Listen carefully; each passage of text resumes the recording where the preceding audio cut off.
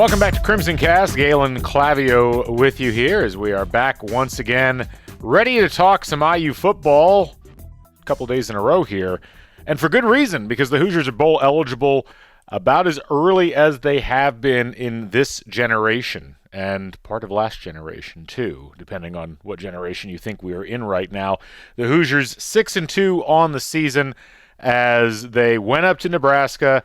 They knocked off the Nebraska Cornhuskers at home, and this is a game that the line swung back and forth quite a bit, and it landed on Nebraska being the favorite, and it was a very close game all the way through. But you got to give Indiana a lot of credit. We're going to talk about that. We're going to talk about the ramifications, both in the near term and the long term. And we've got back with us once again from the Indy Star, Mr. IU Insider himself, Zach Osterman, joining us this evening. Zach, how is it?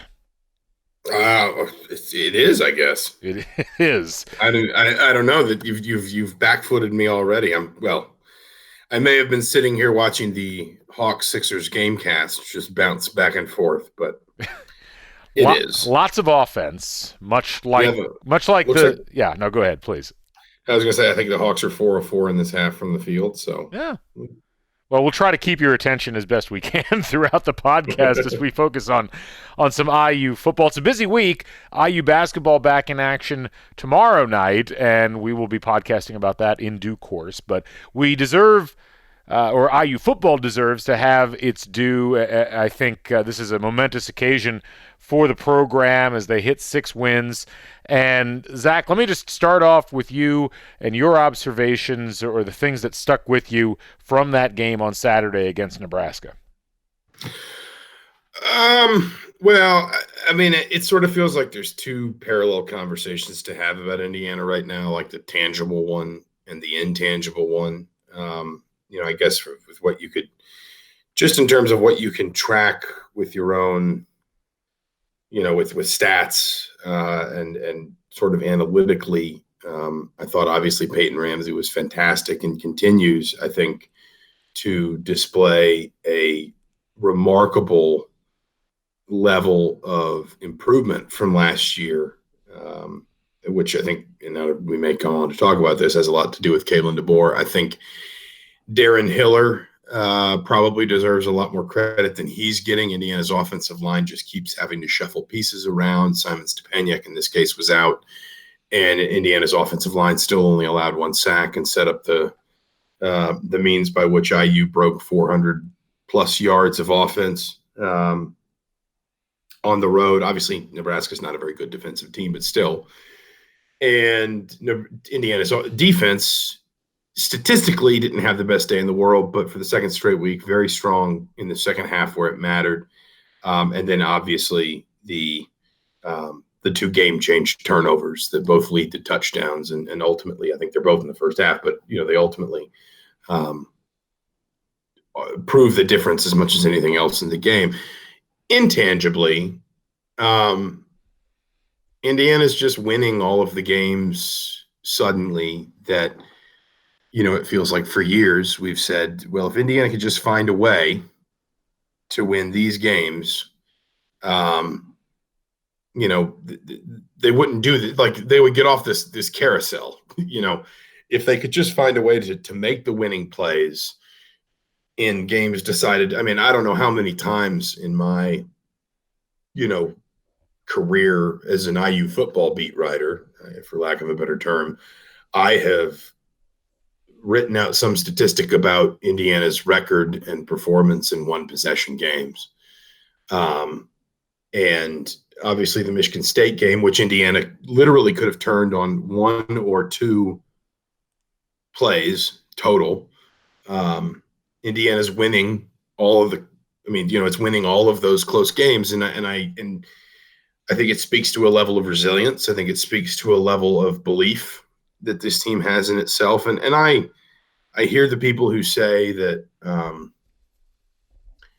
that Indiana doesn't have a great win yet, but this isn't the NCAA tournament. You don't have to submit a resume at the end of the year to figure out, whether you make the field or not. And of all things, I was actually reading, I guess, Adam Carricker, the former Nebraska star, does a a sort of an occasional column, I think, for the Omaha World Herald. I think that's where I was reading it. And, something he pointed out is I hear a lot of people who are skeptical of Indiana, surprisingly Indiana fans. I don't totally understand where that comes from, but whatever. Say, well, Indiana hasn't really beaten anybody yet. But his point was Indiana doesn't have a bad loss yet either. There's not a loss, and hey, maybe it comes this weekend and they play Northwestern or when they play Purdue or who knows, but there's not a bad loss on this team's ledger either. And that says something, that for a program that has spent a lot of the last 25 years shaking its head at the games where you just think if you could just be a little bit better, the turnovers against Wake Forest or the defense against Michigan or, whatever, we can go find countless examples, then you wouldn't be the program that's always wondering what if. And, this year, Indiana's not wondering what if, and it's because Indiana keeps finding ways to stick it out, to make the plays it needs to finish the job, essentially, in these games that we've consistently seen Indiana losing over the last however many years. Right. No, and that's, I think, a real key. There's some things to unpack in what you just said. I think that Michigan State game is funny because we were talking about that on the car ride back from Lincoln, and gosh, a couple of plays go a different way, and you're looking at maybe a 7-1 Indiana team right now instead of one that's 6-2. But I choose not to look at it that way because I think, as we've talked about, this is still a young team that's learning how to win, and maybe more to the point that you're making, learning that it can win these games. And it has felt for a long time like Indiana in third quarters, in fourth quarters, more in fourth quarters, because third quarters they've generally played well in, but in fourth quarters other teams have been able to be strong, whereas Indiana has fallen away and lost their legs or made the mistake. And that just really hasn't happened too much this year. And that Michigan State game, as much as it kind of stung, really looks like it was a bit of a learning experience that this team actually took to heart and incorporated into their thought process and said, okay, well, if we just done a couple of things differently, we would have come out with the victory there. And it seems to have paid off now in these last two games on the road. Yeah, I think you're probably right, and I think in one sense, I remember even having conversations informally with you, over the summer, and there was this feeling that Indiana would be better, and yet at the time anyway, you sort of felt like the schedule did Indiana no favors. Now, obviously, that's maybe the biggest thing that's changed from whatever preseason expectations were of this program to now, because Nebraska's not what we expected. Northwestern's not what we expected. Purdue's had all sorts of injury problems. Maryland's sort of Marylanding. Well, yeah, but I guess it's more the momentum right under Mike Locksley that was undeniable when he was getting a lot of recruiting wins and bringing in some big transfers and things like that. It's just totally evaporated. But the first part of that is still true, which is Indiana is better. And it's better because, I've said this for years and people roll their eyes. And I think this is maybe, and I've said this too, I don't think this is an original sentiment, maybe because it's a basketball fan base that doesn't always fully appreciate the way football recruiting works. But football recruiting is a quantity game for everybody except the teams that are looking to just win at the absolute highest level. And therefore, yes, it matters whether you're getting the best wide receiver or the third best wide receiver, the best tackle or the third best tackle, and so on. For teams like Indiana, football recruiting is a quantity game. And statistically speaking, where you recruit is about where you end up. If you look at these things in 3 and 4 year kind of aggregate cycles. And Indiana has recruited a lot better, certainly since Kevin Wilson arrived, and has taken that up even a notch further since Tom Allen came into the program. Now that may take a little bit of a step back this year, I think in part because I don't believe Indiana necessarily expects to have the biggest class in the world this season, and class size will affect rankings and things like that. But the last two recruiting classes have been two of the best in Indiana history. And the one before that wasn't statistically great, but you saw some really big wins in that group. Some guys like Whop Philyor and Jawan Burgess, and even maybe some of the guys that Tom Allen was able to retain when Kevin Wilson was let go, like Bryant Fitzgerald. And so you always felt like Indiana was going to be better this season, and better in terms of maybe not so much playmaking ability, although I think Indiana has probably proven me wrong in thinking that it wouldn't necessarily change its stripes as in its abilities this season, but better because it would be deeper. And so then when you're talking about how Indiana can go on the road to Maryland and only allow 7 points in the second half and just look so good in the second half, go on the road to Nebraska and essentially be in control of the game for a lot of that second half. A lot of that comes down to the ability to replace guys who are injured, to rotate your best players out more often. Anecdotally, it does feel like Indiana is rotating a lot more positions more this year.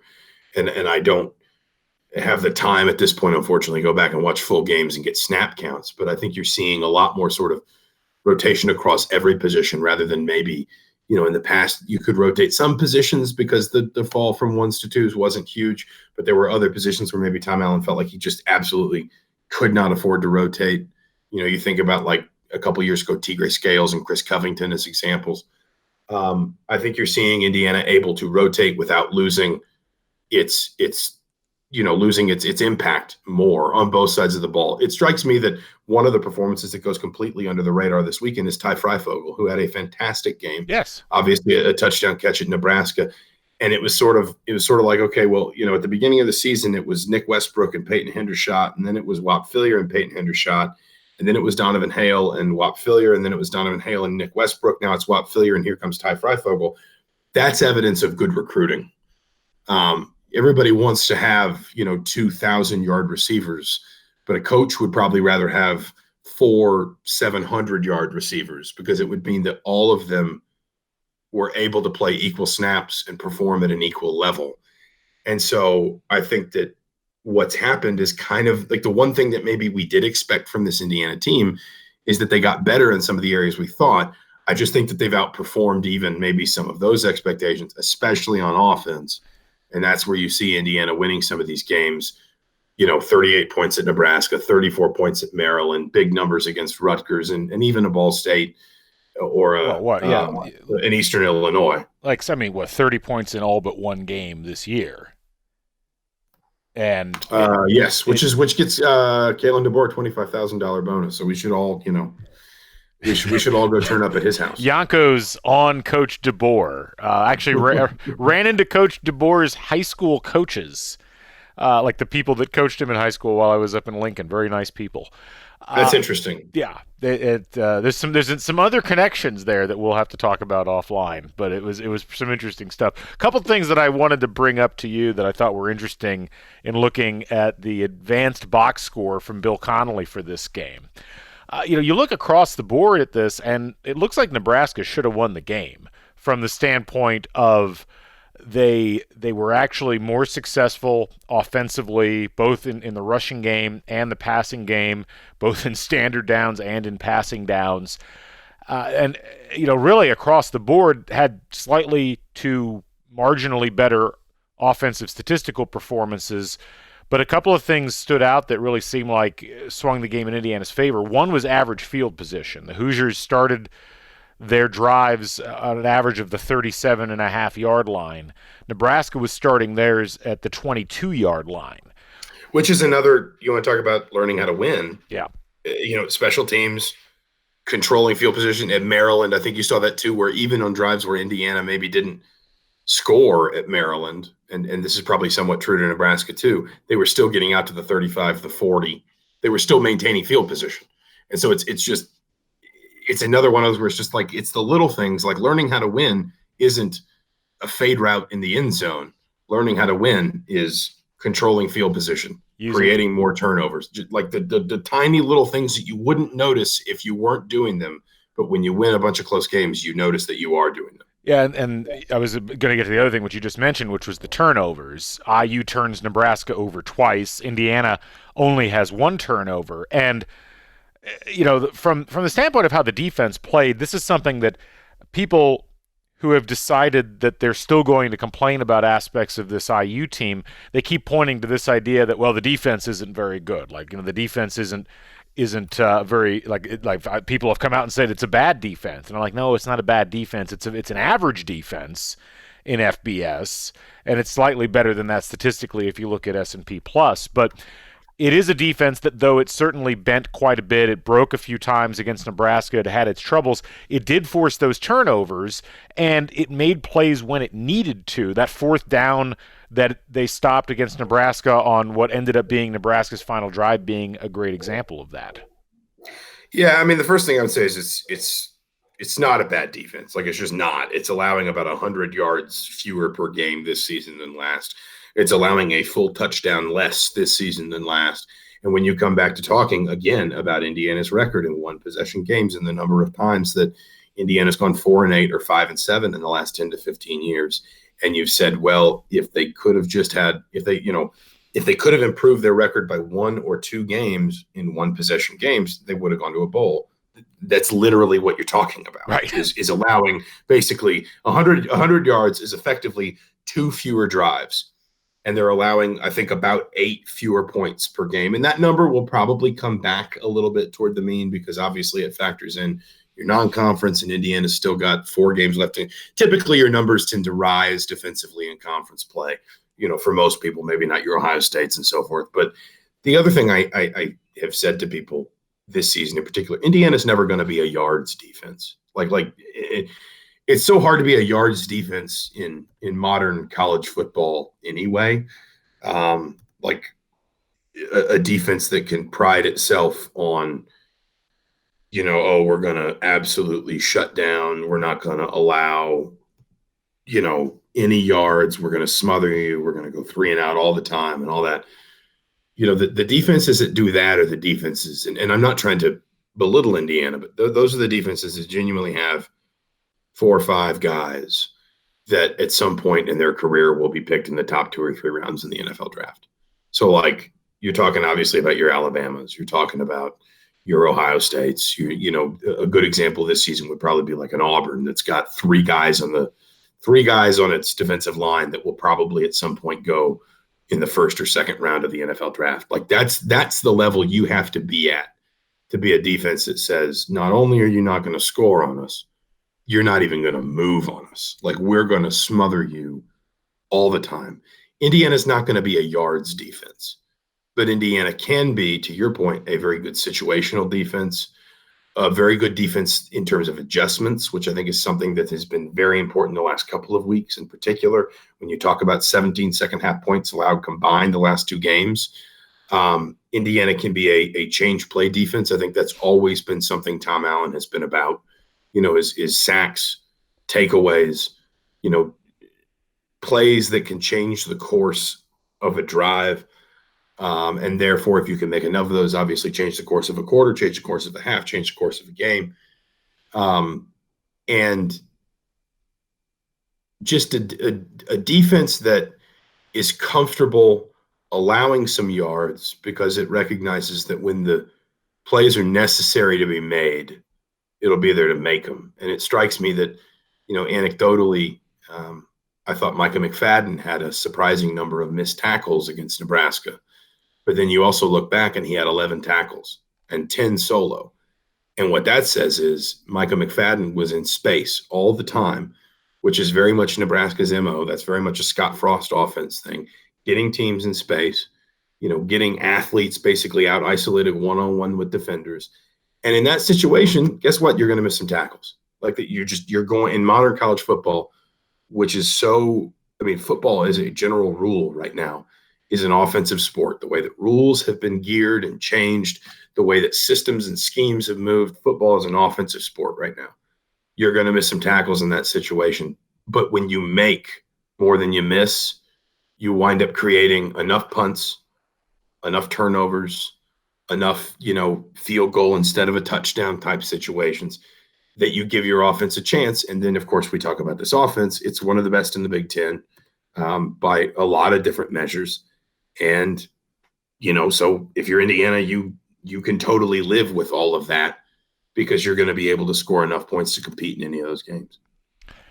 Let's get to some listener questions and comments. I wanted to start with one. We had a voicemail from an old friend of the pod that we've both interacted with over the course of time, Matthew from Starkville, with some comments on this game. Let's listen to what he had to say. Hey guys, this is Matthew from Starkville. Love the show. Dude, we beat Nebraska. We beat big bad Nebraska on the road. We claimed Big Red for ourselves for all time. This is fantastic. Bowl eligible before Halloween for the first time since 1993. I can't even talk right now. It feels like everything that happens from here is gravy. This is amazing. Although I see a couple more wins. 9 Indiana, baby. Thanks, guys. Great show.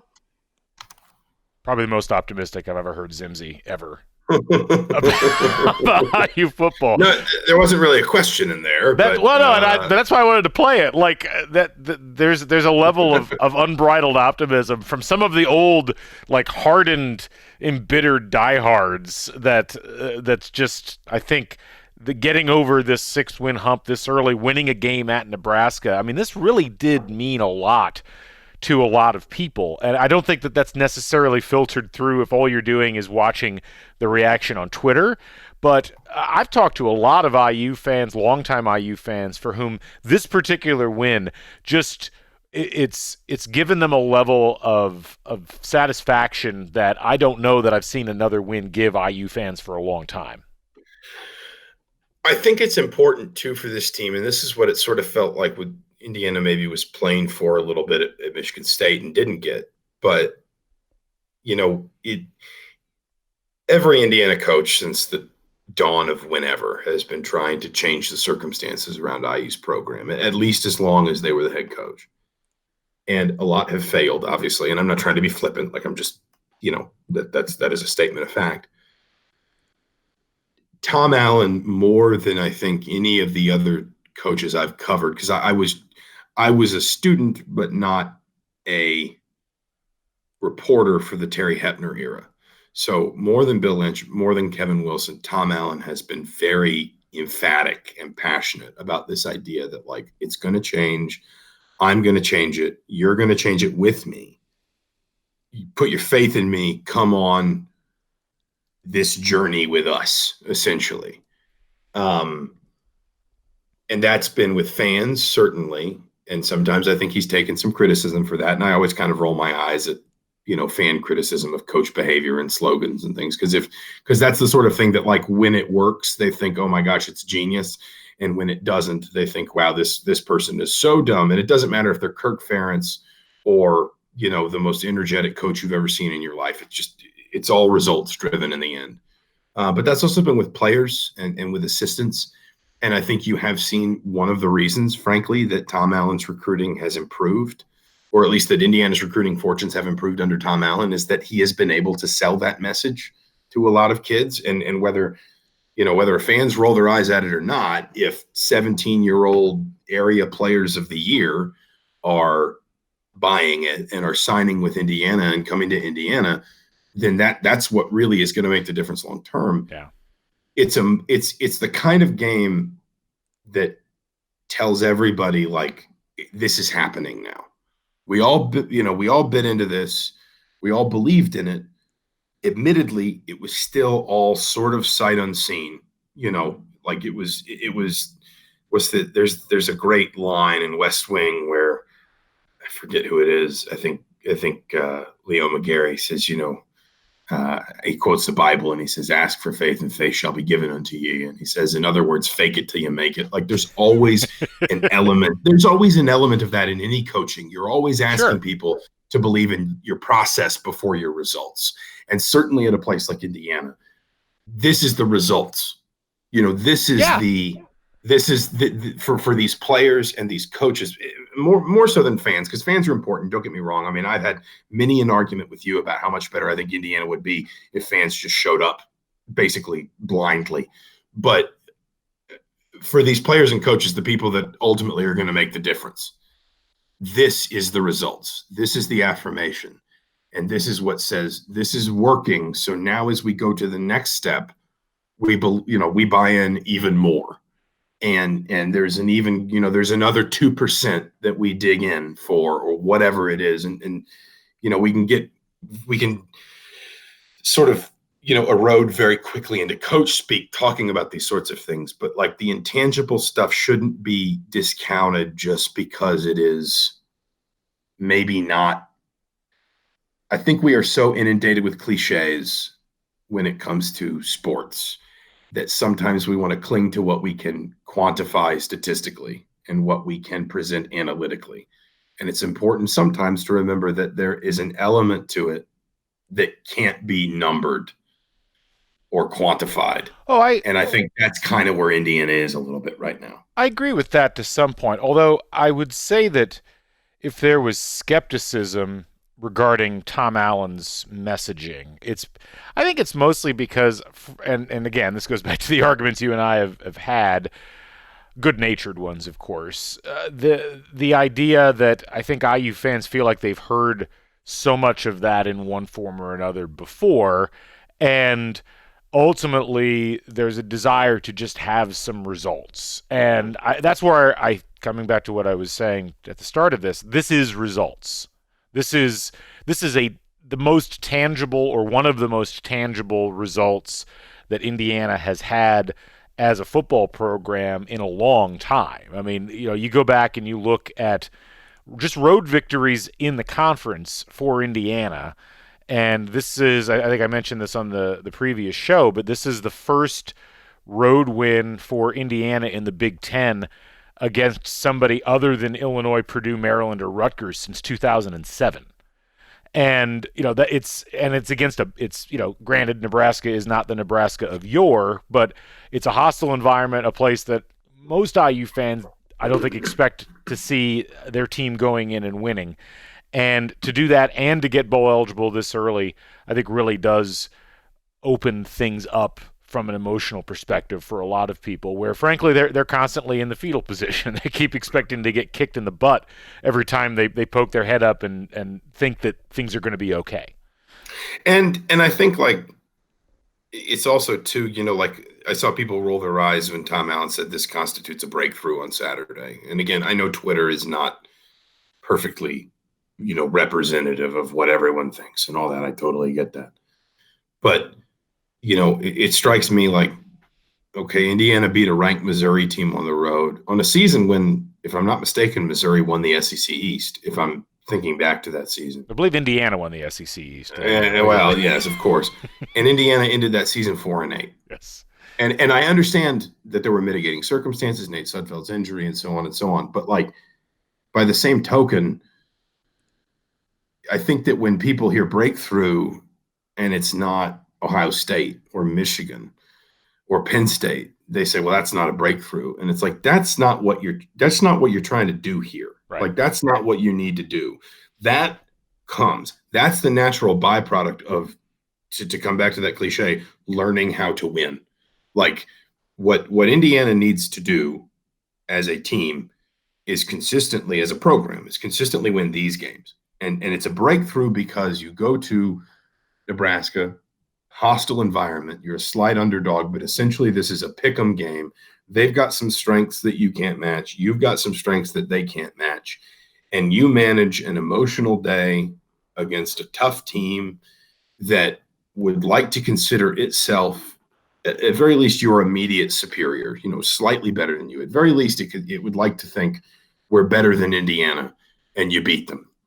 And if you do that enough, and you make a habit of beating the Marylands and the Rutgerses and the Illinois, and to some, I always am hesitant to say Purdue because it's a rivalry, and rivalry games can always take on kind of their own complexion. But, the teams in your conference that are consistently sort of trying to climb directly over you, you make a habit of beating them regularly, then what you're doing is making a habit of going to bowl games.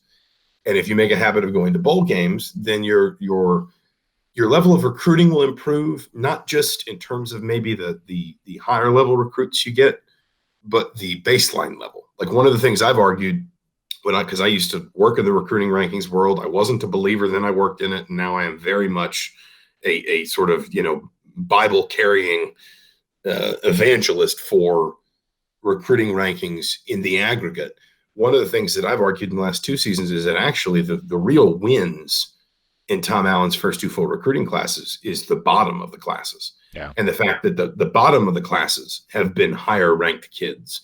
And it feels like what's actually making Indiana's classes better is that you're not just filling out the bottom with basically anybody you can find, but like even the lowest ranked kids in your class are strong, are sturdy recruits, are guys like Micah McFadden, who I think was the lowest rated recruit in his class and is now one of the best looking young linebackers in the Big Ten. Watt Fillior, I think, was actually one of the lower rated recruits in his class. Now he's the leading receiver in the Big Ten. And so what you do when you do that is you guarantee, first of all, I think you put yourself in a better position to find guys like Watt Fillior who maybe are underranked or undervalued for whatever reason. And number 2, you give yourself better depth. And so then you can start to talk about outlasting Nebraska in a game at Nebraska. And you can start to talk about how, Maryland and Ball State felt oddly like basically the same game to me. Like it was back and forth in the first half, and then Indiana adjusted something in the second that just sort of kept its opponent at arm's length. Right. Virtually the rest of the way, regardless of the circumstances. And you have the depth to do that, and you have the experience and the ability to do that, but you also have the depth of bodies and of talent to be able to do that over the second half of a tough game that you need to find a way to win. If you're looking for the Michigan win, that's a byproduct of learning how to win, winning more games, recruiting better, and then being able to meet Michigan's depth and talent level both much more evenly on the floor. The first breakthrough has to be a game like Nebraska for the second breakthrough to be a game like Michigan. Right. That Missouri game may have been really fun for Indiana fans, but in the ultimate reckoning, it meant next to nothing. Right.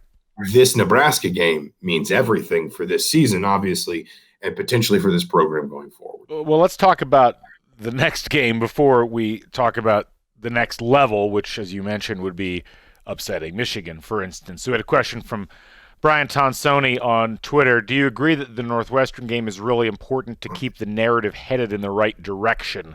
A young team must overcome the, quote, adversity of winning, end quote.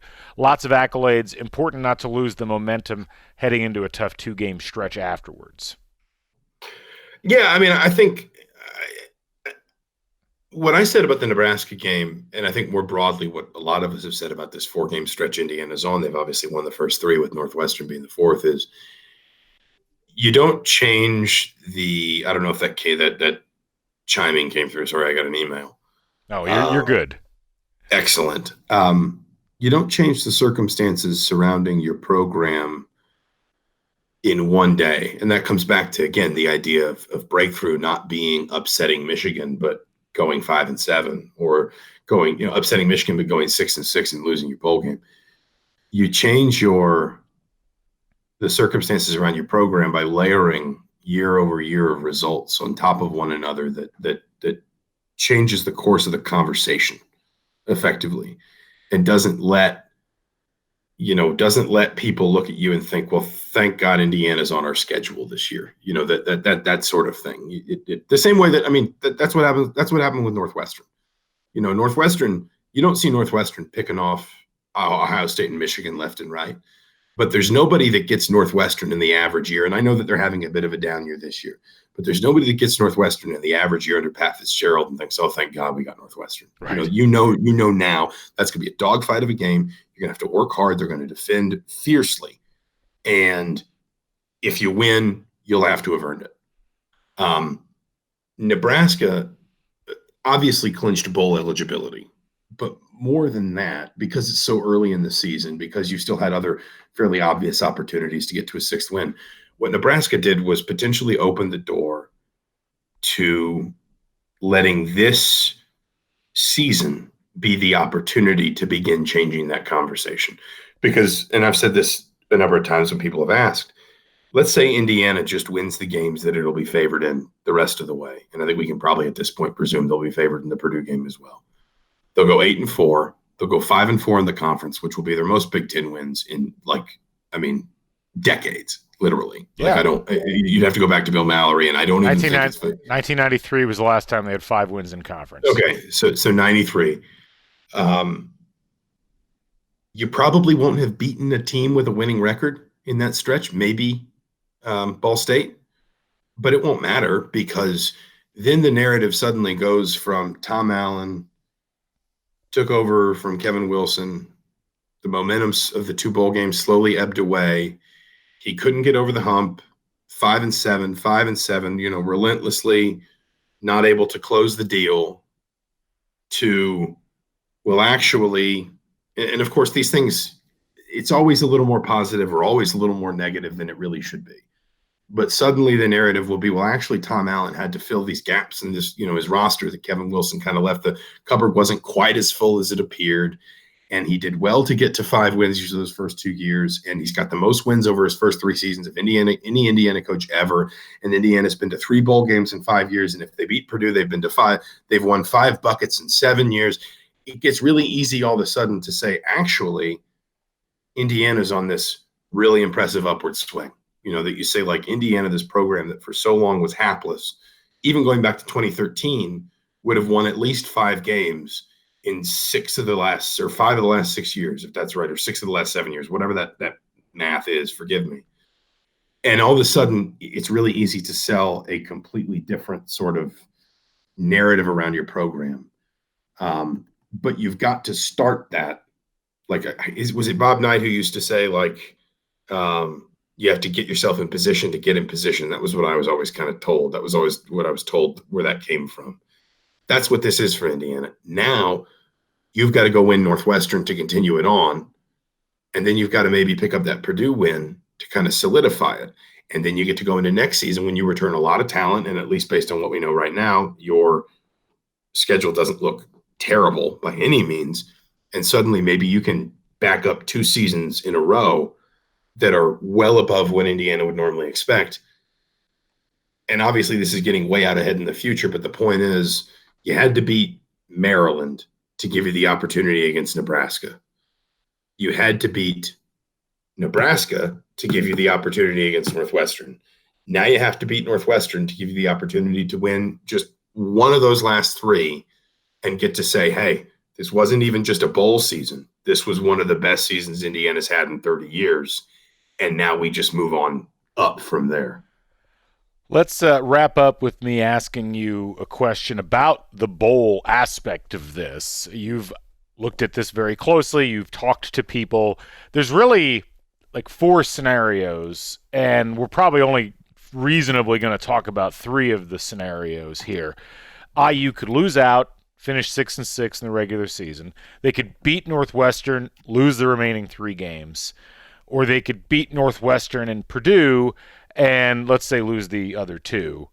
So you've got a 6-win, 7-win, and 8-win scenario. There's certainly scenarios where they could beat either or both of Michigan or Penn State, but for the moment, we'll leave those aside. Given those 3 scenarios, and given what you think are the most likely of the scenarios, where do you think IU ends up in the bowl picture and why?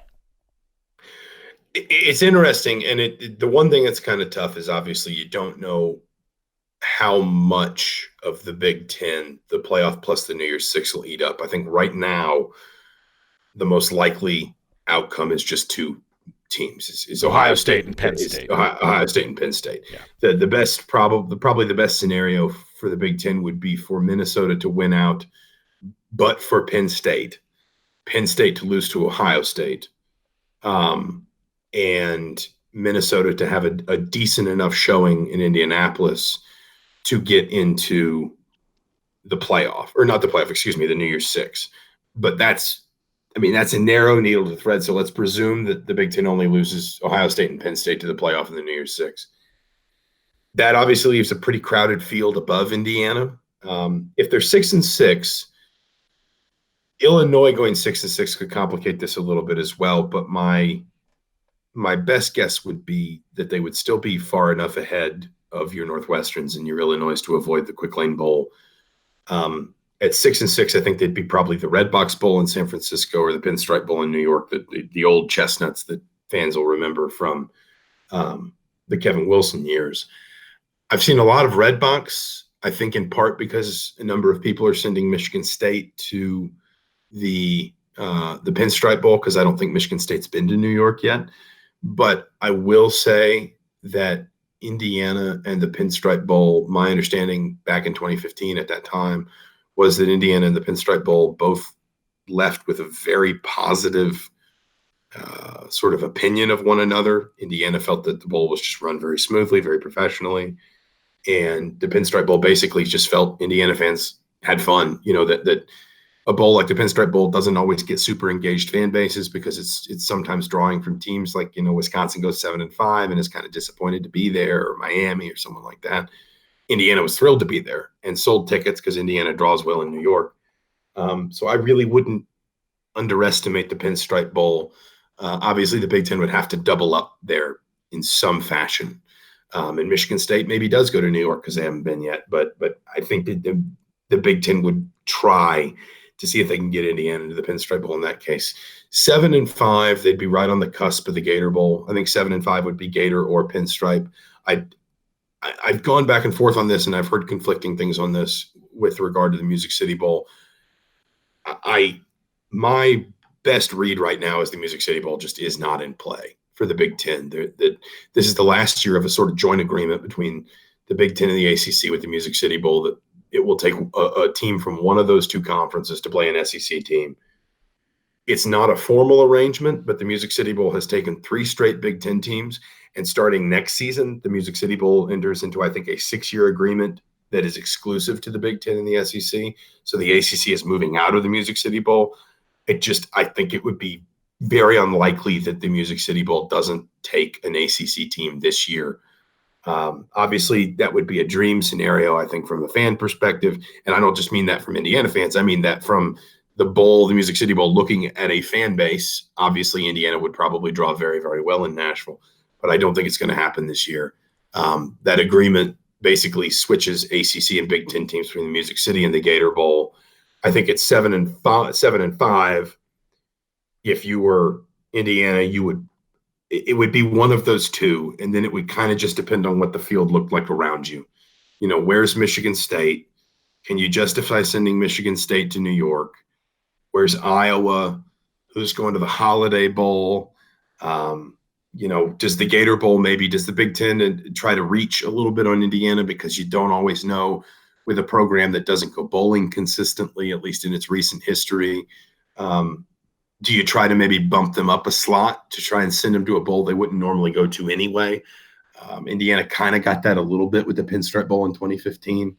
So I think they kind of got it in 2007 with the Inside Bowl too, if my memory is correct. I think you're probably right about that. Although I don't remember the whole bowl ladder back then, but I think you're probably right about that. That essentially these bowls try to avoid repeat teams as much as possible. Because back in the 80s and 90s, you get the same teams going to the same bowl. I mean, like when I was growing up, I don't know how many times Auburn played in the Peach Bowl. Like it just happened over and over and over again. And so you try to avoid that as much as possible. Obviously, sometimes you just can't. But like, for example, I think Iowa's been to the Gator Bowl a lot in recent memory. So that's one where maybe the Gator Bowl would try to go somewhere else with Iowa if they could. 8-4, I actually tend to think would be the Gator Bowl, just sort of nailed on. And I think the Holiday Bowl is an interesting one. It's the 40th anniversary of Indiana winning the Holiday Bowl. And obviously, you don't want to overblow storylines, but bowls do like storylines. Like bowls want anything that will sell them to fans and to sponsors and to, TV networks and whoever else. And that would be something. My sense, though, with the Holiday Bowl is that if Indiana were to get to 8-4, I just think sending Indiana to the Gator Bowl would be would just be very easy for the conference. And it would probably provide the conference with a decent matchup. The fall off after basically the first 5 in the SEC is pretty substantial. And you could get Indiana into a position where they'd play a Texas A&M or maybe a South Carolina or someone like that. And that would be a fairly evenly matched game. If Indiana got to 9-3, I don't think the conference could justify keeping the Indiana out of the Outback Bowl because of the obvious tie-ins to all of the Tampa connections Indiana has on its roster. And I don't know that Indiana necessarily wants to be in the Outback Bowl because like the SEC's top 5 is a murderer's row. I was going to say that you're talking about Auburn maybe in that game, or I mean, basically the way the SEC is going to shake out at this point is LSU and Alabama will go to the playoff. One of Auburn, Georgia, and Florida will go to the New Year's Six, and then the other two will split the Citrus Bowl and the Outback Bowl. So like the top 5 from the SEC is unbelievable this year. After that, you get into Texas A&M, Kentucky, South Carolina, maybe Tennessee. So like it gets a lot more sort of basically mediocre at that point. Winnable. But like, you do not want to be facing Florida in a bowl game. I mean, that is an unbelievable defense. So I think that basically the Holiday Bowl essentially exists in this weird void where if Indiana got to 8 wins, they wouldn't quite be there with the Holiday Bowl because, again, there's going to be a bit of a log jam, a little bit more of a traffic jam at the top of the ladder, unless a third team goes to the New Year's Six. But if Indiana got to 9-3, I don't think that the conference could justify keeping them out of the Outback Bowl. So basically, I think I can break it down to 9 wins, I would say best guess Outback Bowl. 8 wins, I would be very surprised if it's anything other than the Gator Bowl based on just the field right now. 7 wins, possibly Gator Bowl, possibly Pinstripe Bowl. 6 wins, Pinstripe Bowl, Redbox Bowl. Leave the Quick Lane Bowl in there just in case, but I would be very, very surprised. Well, it's a fluid situation, to say the least. But it is, and that's the other thing. This is sort of like projecting the NCAA tournament in early February. Right. Like, yes, we have a good idea of where a lot of these teams are going to wind up. I think we can reasonably say Indiana's going to win 7 or 8 games. We can reasonably say that, Penn State and Ohio State are going to wind up good enough to get into the playoff or the New Year's Six. But like, Indiana's literally still got a whole third of its season left to play. And so, another reason why Indiana probably goes to the Outback if they're 9-3 is because if they're 9-3, they beat one of Penn State or Michigan. Yeah. And then you suddenly have that quality win that says, well, you can't ignore that. They have to be up that bowl ladder. So it's really until basically about the last 2 weeks of the season, bowl projections are just educated guessing in a lot of senses. And even then, because they don't get announced until the actual pairings don't get announced until the weekend of after the playoff is set. So you're talking about IU's season ends on the 30th of November, and you'll have a good idea, to be fair, about where IU ends up by then, unless there is a reasonable scenario wherein one of Minnesota or Wisconsin could play their way into the New Year's Six. That would be kind of the one thing you'd be potentially waiting for. Right. If you get to the end of the season and Minnesota's maybe lost 3 of their last 4 and not enough has happened in front of Wisconsin for Wisconsin to be able to survive, going 10-2 and then losing in the Big Ten title game again, then in that situation, you probably, you probably just are able to sort of roughly set the bowls. Yeah. It's if there's a reasonable scenario where a third team can get into the New Year's Six, potentially without Ohio State losing the Big Ten title game and then creating more of a Big Ten sort of, traffic jam in the New Year's Six. And just because I know somebody will ask, the tie-in for the Holiday Bowl that you would play is the Pac-12 number 3, which you were talking about favorable bowl matchups. That would be among the most, because at this point you're looking at USC, maybe Stanford or Washington. Like none of the teams that have actually stood out as looking decent in the Pac-12 so far. But as you mentioned, I don't know. It would be that would be a really interesting situation for IU.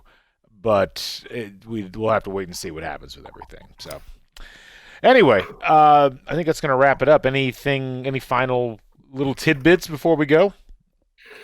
No, I don't think so. I think that the other real curiosity that I have is what kind of impact this has on Indiana's recruiting. But I don't think that's something you really get a gauge on. You might get a little taste of it next week when Indiana's on the bye and assistant coaches will be out, on the road. But I don't think you get a great feel for it until after the season, when coaches can really spend a couple weeks before bowl prep begins in earnest, just absolutely digging into every aspect of going out and visiting commits, going out and really hammering down, the small number of targets they want to try and lock up before the December signing period. And it'll be interesting to see how Tom Allen handles that, because in the past, Indiana's basically been able to throw itself 100% into recruiting the last couple of years, which has not been good because you're not in a bowl, but I think it has been beneficial to Indiana's recruiting efforts. Now you're basically balancing, well, we have a better message to sell, but we may have to, sort of economize our time a little bit better, because you do want to be able to start thinking about the bowl game a little bit as well. So, right. Yeah, it's going to be interesting, and I know one of the first things that Tom Allen said in the postgame was he was going to get on the phone and call some recruits and ask them if they'd seen what Indiana had done up in Nebraska this past weekend. So we'll see how it all shakes out. Well, Zach Osterman, thank you so much for joining us on the show. It's always a pleasure, and we'll look forward to having you on again sometime soon. Absolutely. Thanks for having me, as always. Absolutely. And thanks to all you folks for listening. We'll be back with more CrimsonCast throughout the course of the week, both basketball and football. We got it all covered for you right here. We'll catch you folks on the flip side. So long, everybody.